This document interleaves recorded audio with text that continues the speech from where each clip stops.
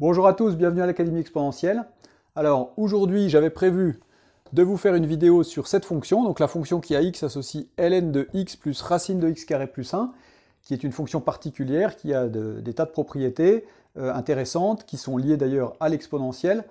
Mais je suis en train de finir de tourner ma formation prépa calcul que je compte sortir dans les jours prochains, enfin d'ici une semaine ou deux, plutôt 2 semaines d'ailleurs, vu la quantité de travail qui reste. Et je suis en train de finir le tournage, je suis un peu débordé, et donc j'ai décidé, plutôt que de vous présenter cette fonction-là que je vous présenterai d'ici 2 semaines, pour aujourd'hui, j'ai décidé de vous présenter un des modules, enfin une des vidéos d'un des modules de la formation prépa calcul qui parle des nombres complexes et des formules autour de exponentielle ix. Donc si ça vous intéresse, installez-vous et on regarde ça tout de suite. Je ne sais pas si tu te rappelles, mais quand on a fait la trigonométrie à la journée numéro 16, je t'ai dit que la trigonométrie avait un rapport avec les nombres complexes, dont on venait de parler juste avant, avec l'écriture algébrique d'un nombre complexe. Alors, nous y voilà, on est en plein dedans, justement, le lien entre la trigonométrie et les nombres complexes. Alors, qu'est-ce qu'on a fait ici? Eh bien, ici, j'ai dessiné un plan complexe, c'est-à-dire que j'ai ma droite des réels et ma droite des imaginaires, donc avec ici 1, i, moins 1, moins i, et puis, d'ailleurs je vais les nommer, moins 1, moins i,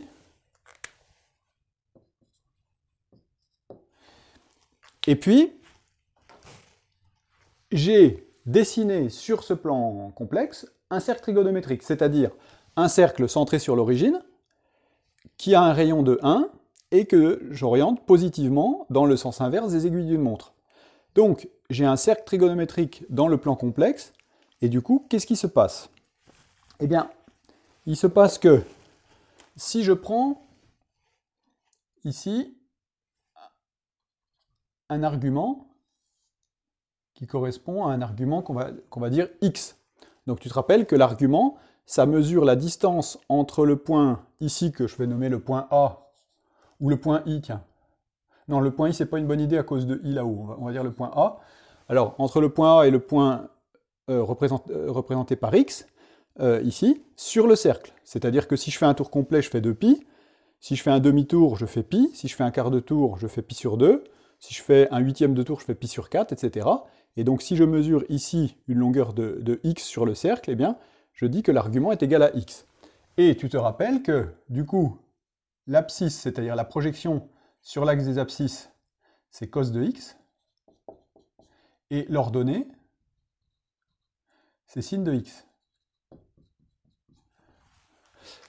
Et du coup, eh bien, le nombre complexe qui correspond à l'argument x, donc si ce nombre complexe, le point là, je le nomme z, eh bien, z, c'est quoi son écriture algébrique? Eh bien, c'est cosinus de x plus i sinus de x. Puisque c'est cosinus de x en partie réelle et i sinus de x en partie imaginaire. Bon, eh bien ça, c'est ce qu'on appelle l'écriture trigonométrique, qu'on abrège souvent en écriture trigo, de z. C'est-à-dire que c'est son écriture sous une forme, bien sûr, a plus ib,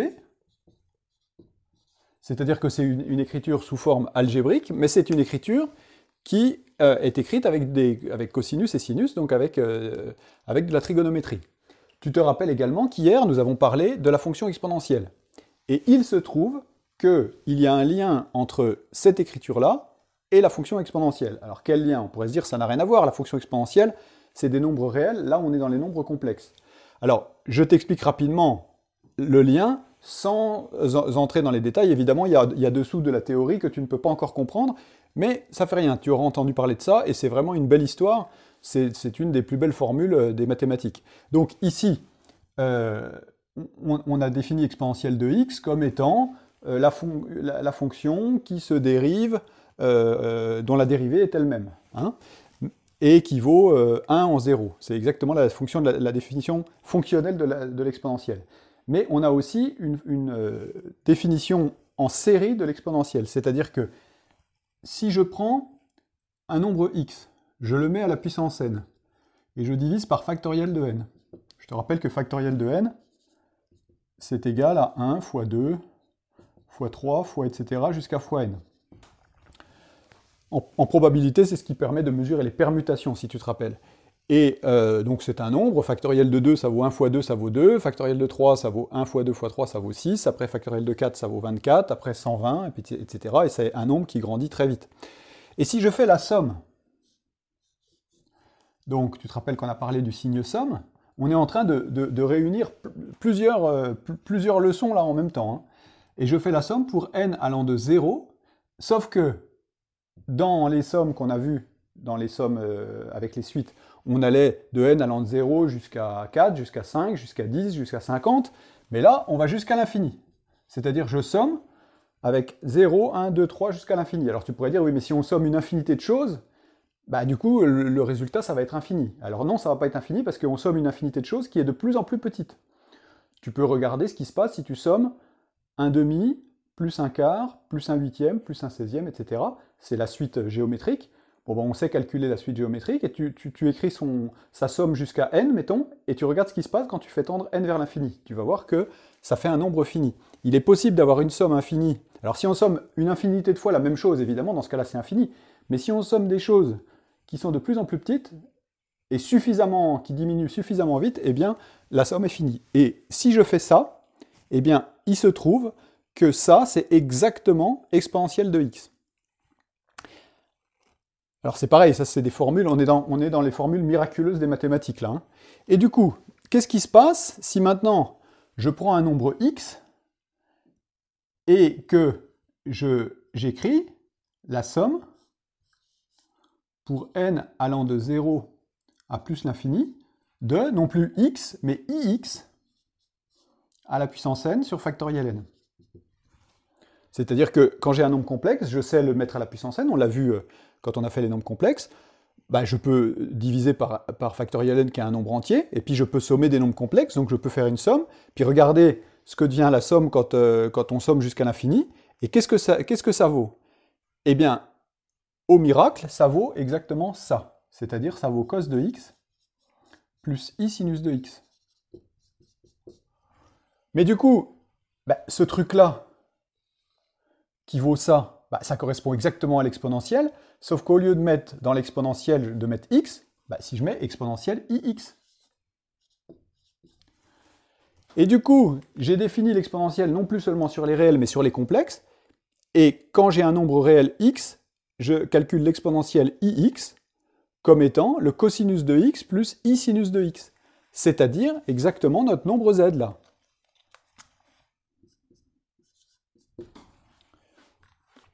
Eh bien, quand j'écris mon z comme ça c'est son écriture trigonométrique, c'est ce qu'on a dit, et quand j'écris mon z comme ça c'est ce qu'on appelle son écriture exponentielle.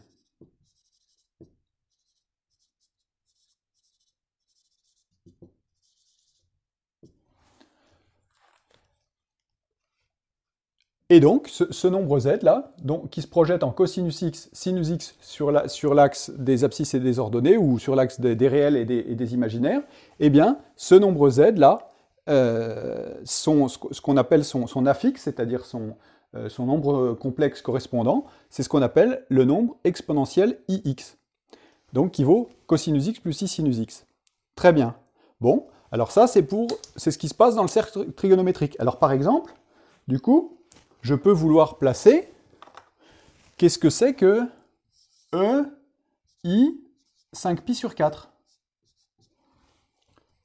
Ben, EI 5pi sur 4, c'est ce qui correspond à cos pi sur 4 plus cos 5pi sur 4 plus i sinus 5pi sur 4. Mais du coup, c'est exactement le point du cercle trigonométrique qui correspond à un argument de 5pi sur 4.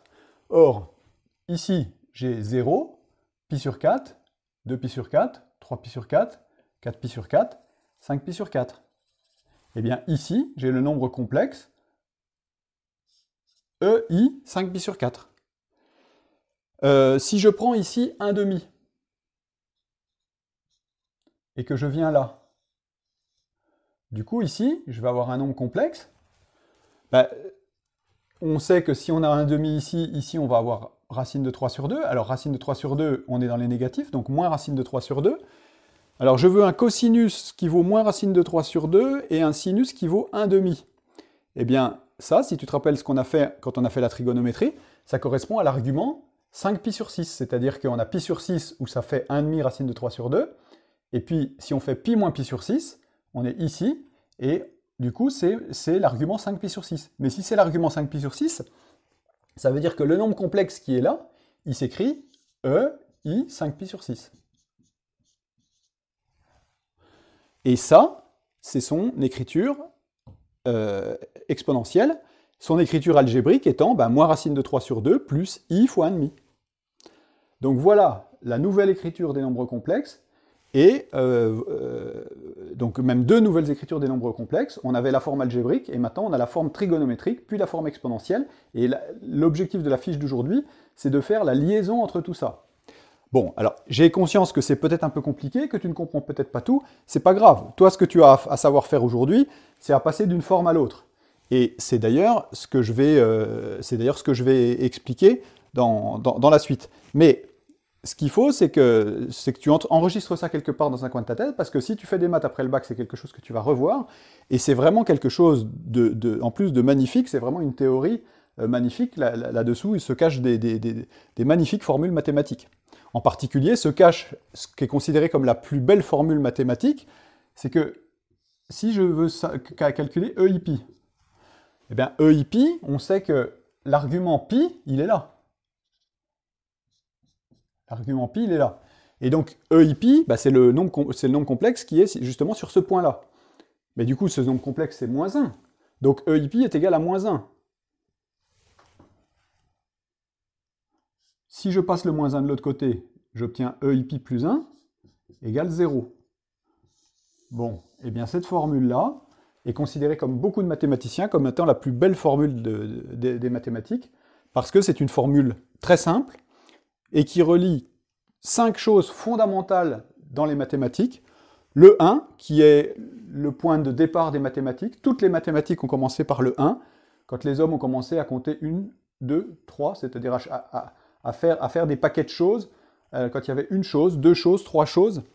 Tous les humains sur Terre savent compter jusqu'à 1, et même, sans doute, tous les animaux sur Terre savent compter jusqu'à 1. C'est-à-dire que 1, c'est vraiment le point de départ des mathématiques.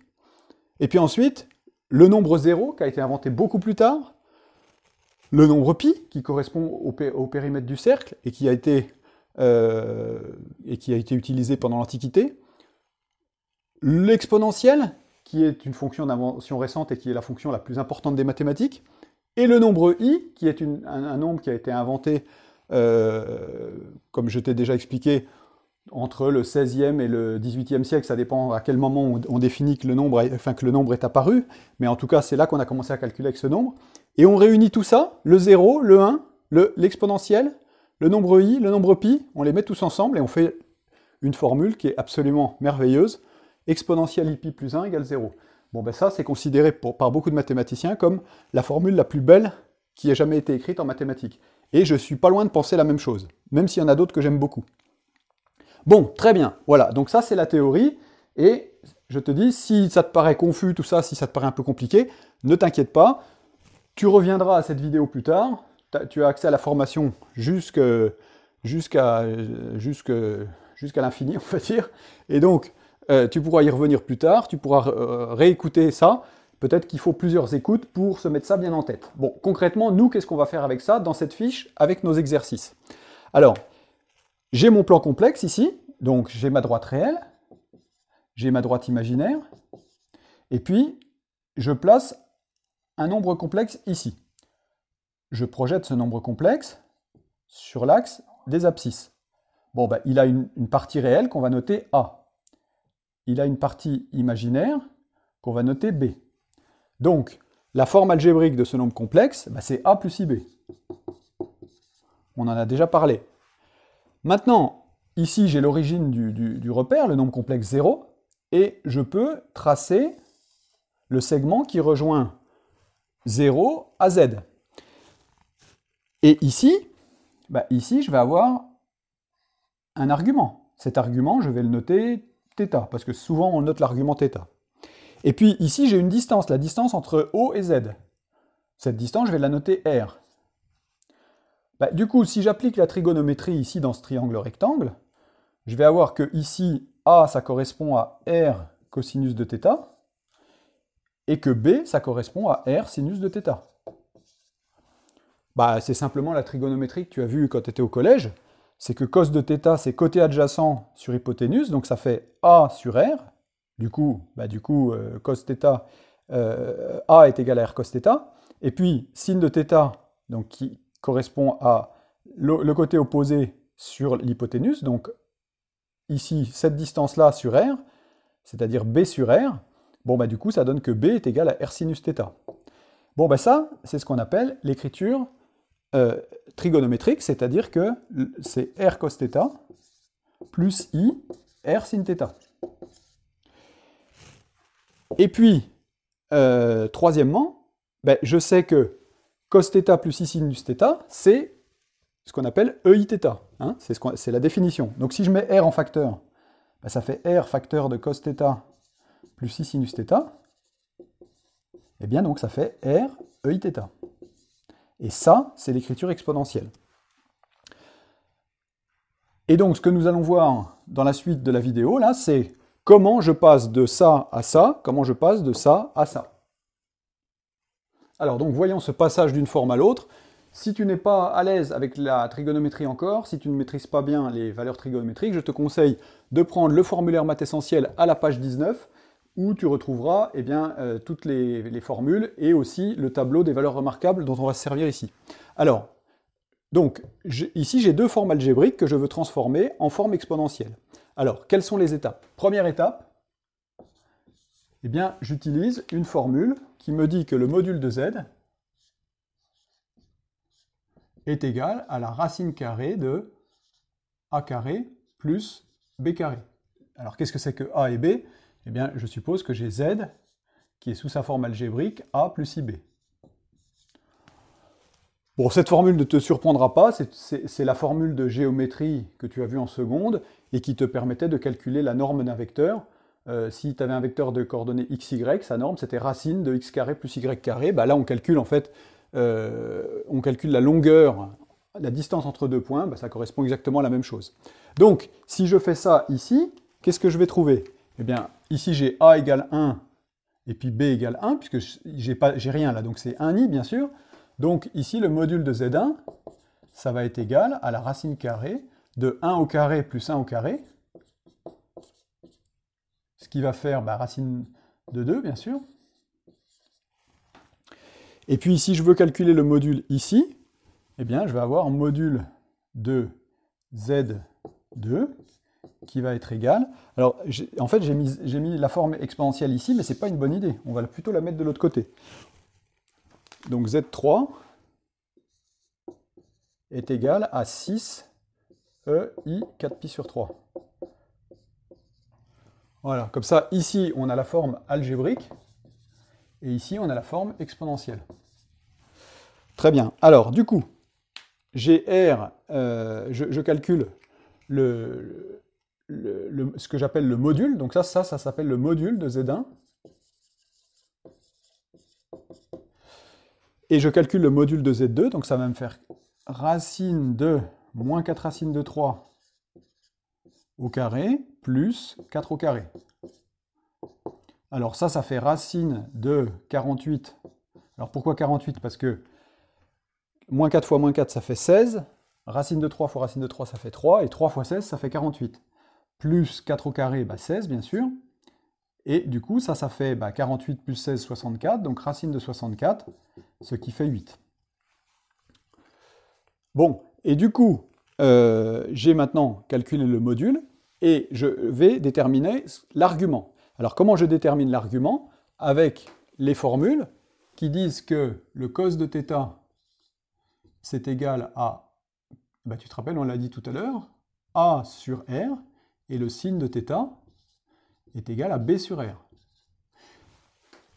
Et donc, ici, je calcule le cos de θ qui est égal à 1 sur racine de 2, et le sin de θ qui est égal à 1 sur racine de 2.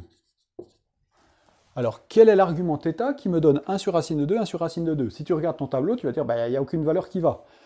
Bon, mais si, il y a une valeur qui va, parce qu'en fait, tu vois, là, c'est quand le cos est égal au sinus. Dans ton tableau, c'est quoi quand le cos est égal au sinus? Ben, c'est pi sur 4. Et pourquoi ça? Ben, parce qu'en fait, si tu multiplies en haut et en bas par racine de 2, ça te fait racine de 2 sur 2, et ici, racine de 2 sur 2. Et donc, tu vois, donc je multiplie par racine de 2, là. Hein, donc racine de 2 fois 1, ça fait racine de 2, et racine de 2 fois racine de 2, ça fait 2. Et donc, tu vois bien qu'on retrouve les valeurs de pi sur 4, et du coup, ça nous donne θ égale pi sur 4. Ici, on est positif, positif, donc c'est directement la valeur du tableau pi sur 4. Et donc, eh bien, Z1, son écriture exponentielle, ça va être racine de 2, EI pi sur 4. Même chose avec le deuxième, là, je vais avoir cos de θ est égal, alors c'est pas le même θ, hein, j'aurais dû écrire θ1 puis la θ2. Mais bon, on va pas s'amuser à ça, on comprend bien que c'est pas le même θ. Donc cos de θ est égal à moins 4 racine de 3 sur 8, et sin de θ est égal à 4 sur 8. On simplifie, alors 4 sur 8, bah, ça fait 1,5, donc ici ça fait moins racine de 3 sur 2, et ici ça fait 1,5. Bon, on veut un cos qui vaut racine de 3 sur 2, un sinus qui vaut 1,5, si tu te rappelles, ça correspond, si on oublie le signe, si on oublie le signe moins, ça correspond à pi sur 6. Mais, sauf que, bon, bah, pi sur 6, c'est ici. Mais nous, on a un sinus qui est bien égal à 1,5, donc on est bien sur cette hauteur-là. Mais par contre, on a un cos qui vaut moins racine de 3 sur 2, qui est négatif. Donc du coup, on est en face symétrique par rapport à l'axe des ordonnées. Et si tu te rappelles, à ce moment-là, l'argument ici, c'est pi moins pi sur 6. C'est-à-dire, bah, on met tout sur 6, ça fait 6 pi sur 6 moins pi sur 6, et ça fait 5 pi sur 6. Et donc, on obtient θ égale 5 pi sur 6. Et donc, on a Z2 qui est égal à, on a dit 8 pour son module, EI 5 pi sur 6.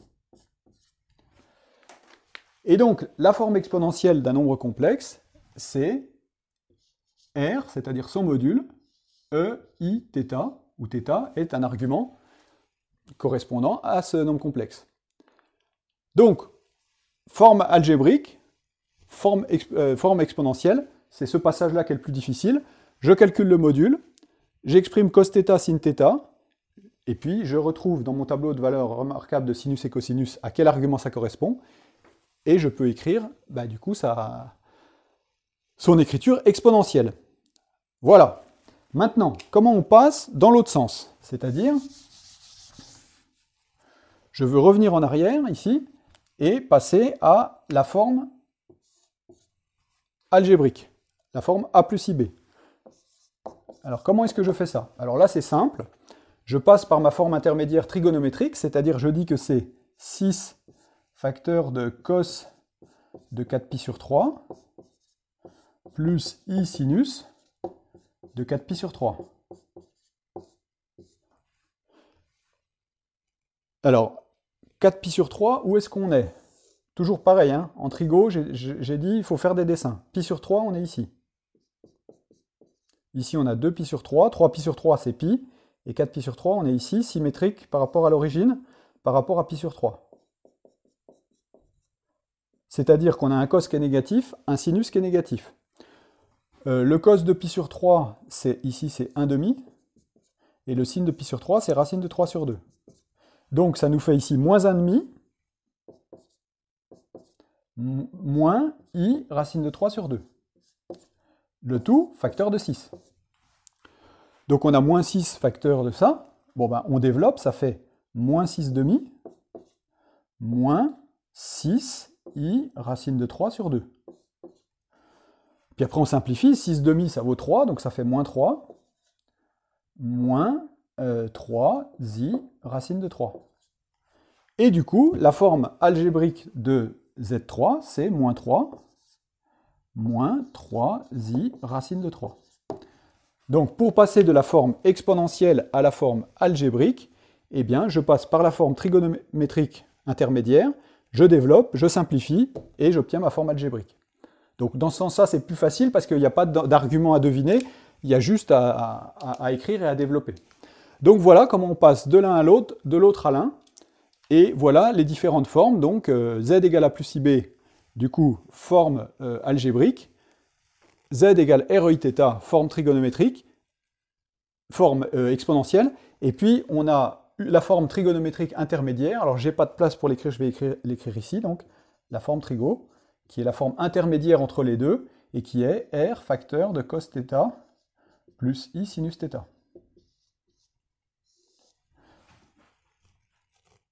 Bon, voilà, avec ces trois formes. Peut-être que ça te paraît un peu compliqué pour l'instant. Pour l'instant, contente-toi d'appliquer la méthode pour passer d'une forme à l'autre, et puis petit à petit, tout ça va se clarifier. Voilà, donc c'est une très longue vidéo, mais ça me paraissait nécessaire de faire cette introduction, et on va passer maintenant à la deuxième vidéo, les calculs avec les formes exponentielles. Ça va être plus simple, parce que on a déjà fait ça en fait. Donc, à tout de suite. Voilà, alors j'espère que ça vous a plu. Si c'est le cas, pensez un petit pouce en l'air, ça fait plaisir. Et puis pourquoi pas vous abonner si vous n'êtes pas encore abonné à la chaîne.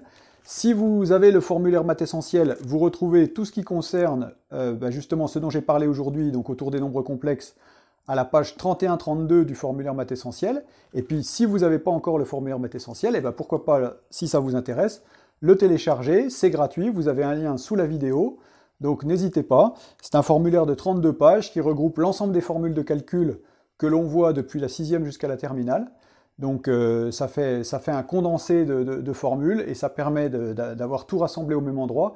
Ça peut être très pratique si tu passes en terminale cette année ou si tu vas faire des maths après le bac. Voilà, donc le formulaire Maths Essentiel, c'est pour vous, je l'ai concocté pour vous.